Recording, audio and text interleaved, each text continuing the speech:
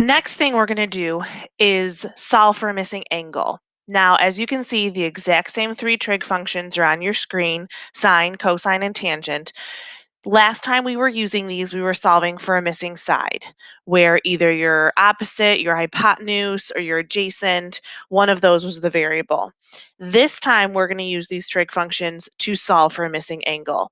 Now, you have kind of already solved for missing angles when you did all of your calculator usage, but this is going to be a little bit different because it's going to be given to you in the format of the right triangle, and then you're going to have to figure out from there what function I use, how the ratio is set up, and how to plug it into your calculator.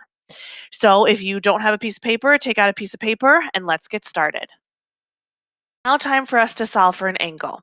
Now, we approach these problems the same as we do the other problems, where based off of the angle, we have to figure out which function of the three, sine, cosine, or tangent, we're going to use to solve. Now, once we figure out which function and set up our problem, that's where it gets a little bit different. You did learn a little bit about calculator usage in the previous lesson when you did plugging things into your calculator, so that's kind of what we're going to revisit. Before we can get there, though, we have to figure out our function. So, just like before, based off of the angle, we have to figure out opposite, adjacent, or hypotenuse. So, x to 17, that's opposite, and then x to 7 is adjacent. So, we ask ourselves, of the three functions, which function is opposite and adjacent? And that is our tangent function. So, tangent theta equals opposite over adjacent. Now, next step is we're going to take the numbers in the problem, put them into the actual layout. So tangent x equals opposite, which is 17, over adjacent, which is 7. In previous problems, we would multiply both sides by 7 and start to solve. That was when we were looking for sides. We're not looking for sides anymore. We're looking for angles. When you're looking for angles, once you have this set up, you don't have to do anything else besides plug it into your calculator. So what you're going to do is we are going to use the inverse trig function, which means we have to use the second button in our calculator. And again, if you don't have a calculator, you should be using the Desmos calculator. Go ahead and hit that second tangent button. And on your screen, you're going to see tan -1 with a parentheses open. And you are going to type in 17 divided by 7. When you type that in, go ahead and hit enter. You are going to be left with x equals 67.6 degrees. Now, we are finding an angle measure, so you do need to have a degree symbol connected to your answer. There's one example. Let's try another one and see how we do. Here's the next one. So, just like before, based off of the angle, we figure out that x to 6 is opposite. And then we notice that the 9 is directly across from the 90-degree angle, which makes that the hypotenuse.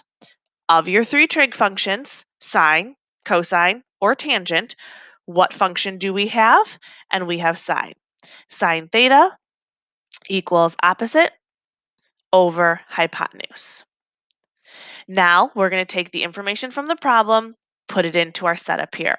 So sine x equals 6 over 9. Again, before we would start multiplying both sides by 9 and solve for x that way. We don't have to do that. We're not looking for a side, we're looking for an angle. So just like before, we're going to do our inverse function, which means we're going to have to hit the second button when we plug it into our calculator. So go ahead and hit the second button on your screen. You're going to see second sine, and then you're going to type in 6 divided by 9. We have 6 divided by 9. And you're going to get that x equals 41.8 degrees.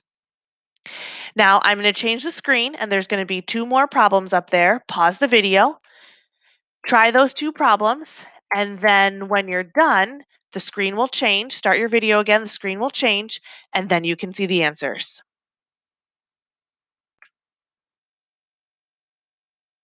As you can see, in our first problem over here, we had adjacent over hypotenuse, which was cosine. Cosine x equals 16 over 23.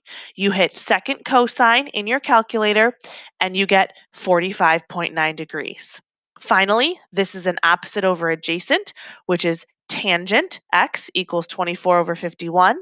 Again, second tangent in your calculator gets that tan to the -1, which is our inverse function.